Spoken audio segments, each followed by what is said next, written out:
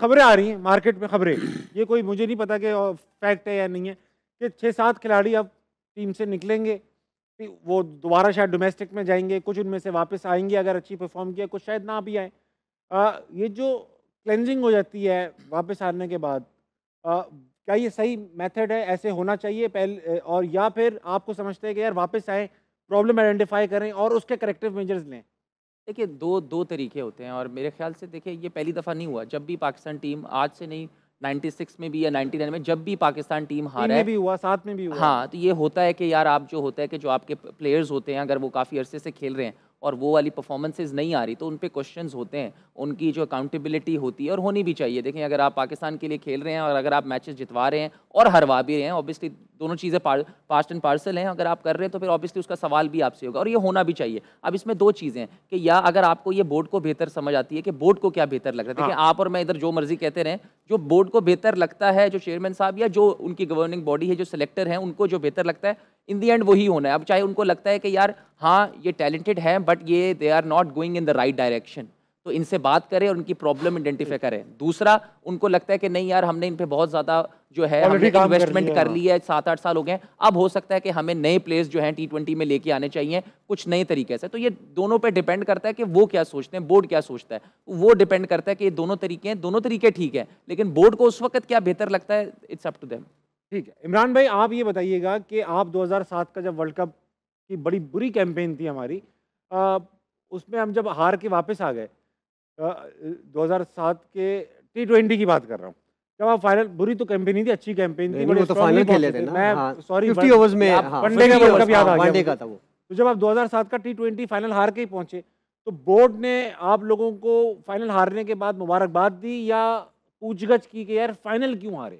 यार क्रिकेट है, आप अच्छी गेम खेल के हारें तो सब अप्रिशिएट करते हैं। तो उस अच्छा। टूर्नामेंट थ्रू आउट अगर टूर्नामेंट देखें तो डेफिनेटली पाकिस्तान फाइनल खेला है, तो बुरी परफॉर्मेंस तो खैर किसी की नहीं थी, सब परफॉर्म करते आ रहे थे। और एक टीम यूनिटी आप कह सकते हैं, उसमें आप एक प्लेयर ने परफॉर्मेंस नहीं थी, आप वन बाई वन उठा के देखें तो सब प्लेयर्स का अपना अपना कहीं ना कहीं रोल था।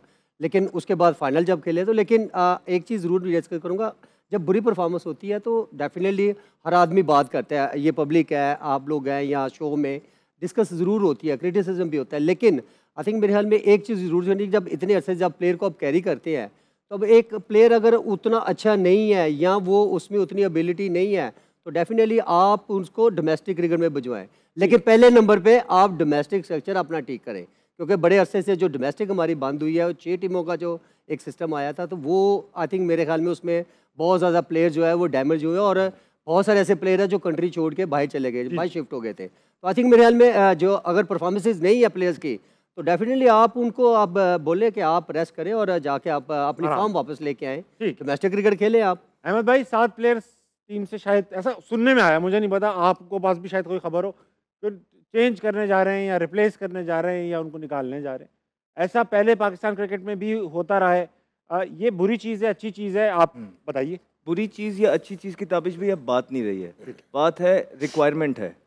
जिस टीम में हम सबको ही पता है कि क्या क्या चीज़ें चल रही हैं, ग्रुपिंग भी है टीम के अंदर, पॉलिटिक्स भी है, फ्रेंडशिप्स भी हैं, जिस टीम में ये सारी चीज़ें ताबिश भी एक दफ़ा घर कर लेती हैं ना, वो जैसे तैसे भी करती हैं, ये एक बात की बात है। जो उसके रिस्पॉन्सिबल हैं उनको भी पनिशमेंट मिलनी चाहिए, लेकिन जब एक दफ़ा ये चीज़ें आ जाती हैं फिर ये निकलती नहीं है, फिर आपको क्रैक डाउन करना पड़ता है। ये ओनली हल है। और 2003 के वर्ल्ड कप में अगर देखें आप, तो कितने कितने बड़े नाम थे, उससे बड़े नाम हो ही नहीं सकते, जिसमें वकार यूनुस था, जिसमें यूनुस खान था, जिसमें वसीम अकरम था, जिसमें सईद अनवर था, जिसमें इंजमामुल हक था, जिसमें सकलैन मुश्ताक था, जिसमें शुएब अख्तर था, जिसमें अजहर महमूद था।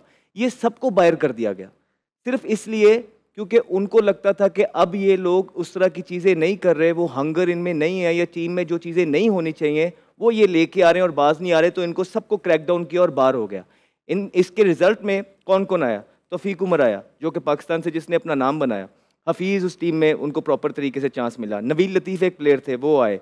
जो सलीम इलाही एक प्लेयर थे बड़े ज़बरदस्त, वो आए। मोहम्मद यूसुफ जो थे वो दोबारा आए। मिसबाउल हक का जो है ना वहाँ पे कम बैक हुआ। फैसल इकबाल आए, उमर गुल आए, मोहम्मद समी आए। तो आप देखें जब पाकिस्तान ने ये स्टेप लिया तो उनको क्या क्या मिला। तो अब मैं वही कह रहा हूँ, हर इंसान का इसमें अपना अपना ओपिनियन और बेनिफिट्स होते हैं। मैंने कल शाहजेब खानज़ादा के शो में ऑलरेडी कह दिया था कि ये चीज़ें होंगी, और उसके बाद हमें ये देखने को आगे आप देखेंगे कि ये चीज़ें मिलेंगी। तो उसमें कहीं ना कहीं अपने पर्सनल बेनिफिट्स होते हैं। जो चीज़ करने वाली है, जो as a Pakistani, as a cricket player, मेरा ओपिनियन है, हो सकता है आपको अच्छा न लगे, उनको अच्छा न लगे, ये मेरा ओपिनियन है।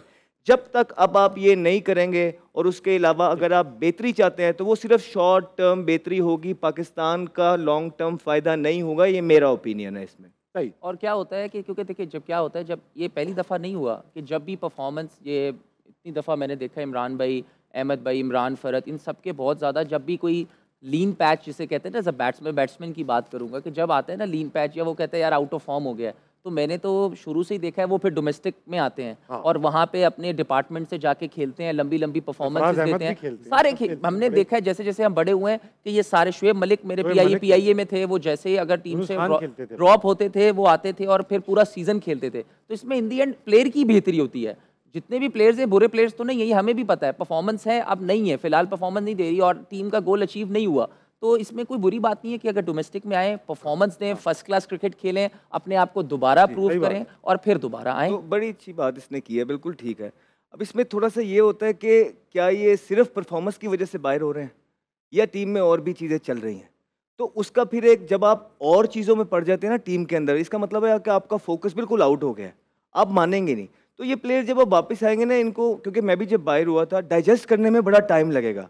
तो बेहतर यह है कि जितना जल्दी डाइजेस्ट कर लेंगे और अपने आराम से 2 साल उस पर काम करके फिर बोर्ड इनकी हंगर देखे कि इनमें कितनी हंगर है, कितना ये पाकिस्तान की तरफ से खेलना चाहते हैं, क्या सेक्रीफाइसेस कर रहे हैं। उसके बाद जब टीम में किसी की जगह भले ज़रूर आए, लेकिन वक्ती तौर की तरफ जिस रास्ते पे ये टीम चल पड़ी है ताबिश भाई, उसके लिए ये क्रैकडाउन बहुत ज़्यादा ज़रूरी है। इसको क्रैकडाउन ही कहा जाएगा। 7 प्लेयर जब बाहर होते हैं तो ये इमाम, क्रैकडाउन एक होता चीज है। आपसे पूछना चाहूंगा क्योंकि आप ही जवाब दे सकते हैं इसका।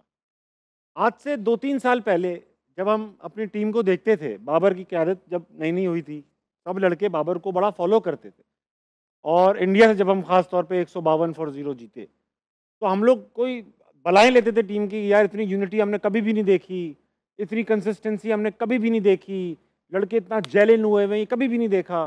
फिर ऐसा क्या, where did we drop the ball?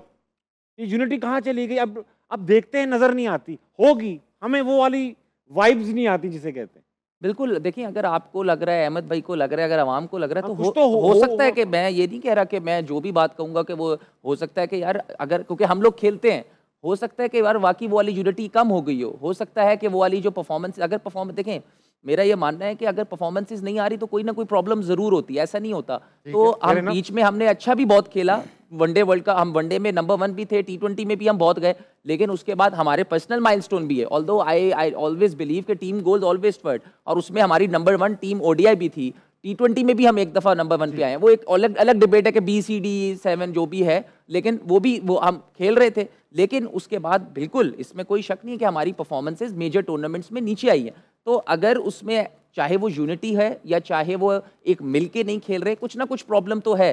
देखिए मैं खेलता हूँ, हो सकता है कि जब आप खेल रहे होते तो इतना रेक्टिफाई आप नहीं कर सकते, बाहर वाला बंदा जो है उसको दिख रहा होता है कि यार ये क्या, असर लगता है कि यार आपस में जो है ना वो वाली टीम अब नहीं लग रही, या हो सकता है कि यार अच्छा नहीं खेल पा रही, या कोई भी रीज़न हो सकता है। तो इसमें कोई बुरी बात नहीं है कि अगर हो सकता है कि अगर नहीं अच्छा खेल रहे तो शायद हो सकता है कि हम लोग, हमारी यूनिटी वैसी ना रही हो, हमारी जो है हम एक, हमारा वो जैसे अहमद भाई ने भी बात बड़ी थी कि हंगर वाली, कि हो सकता है वो हमारा जो एक, क्योंकि काफ़ी वर्षे से खेल रहे हो, वो हंगर एकदम नीचे आया, हमारा हो सकता है फिटनेस, तो वो सारी चीज़ें वापस लाने के लिए इसमें कोई बुरी बात नहीं कि आप वापस जाए डोमेस्टिक क्रिकेट खेलें।